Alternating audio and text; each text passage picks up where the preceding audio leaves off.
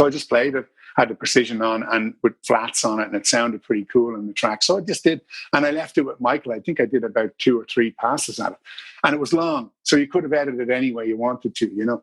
And a week later, he said David heard it and he loves it and he wants you to play on some other tracks. So I came in and I played on another track with him. Pino had played on a track for David as well, which was a great thing to be on an album. That's scary, isn't it? So, it was scary. Yeah, it was. Yeah, you know.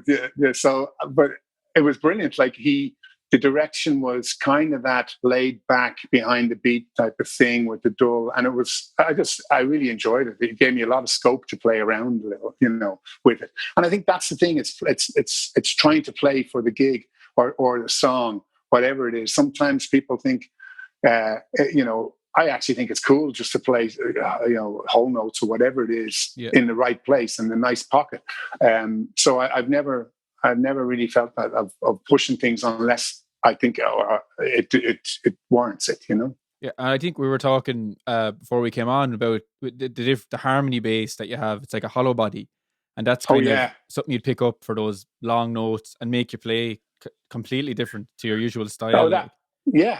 I think anything, and I think that's why having a few different basses. I mean, I know it can be an ism or a problem at some point, looking at basses all the time and wanting to have different basses. I mean, it's weird.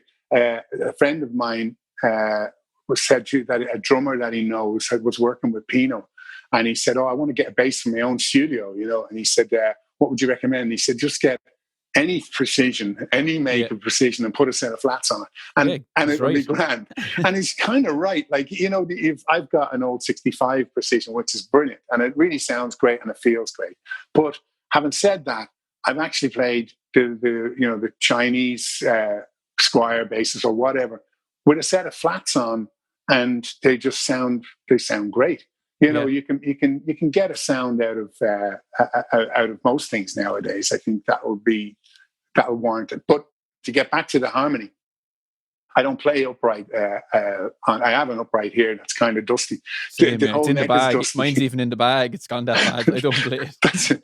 There's no dusty end. It's just the dusty. I walk past it and I don't want to glimpse it sometimes because I feel guilty about not playing it. But when I'm doing anything that's kind of singer-songwriter or things like that they want that type of tone for, I have the harmony or a K bass. It's called a Jimmy Reed, or they call it a Howlin' Wolf bass, and that's an old 59.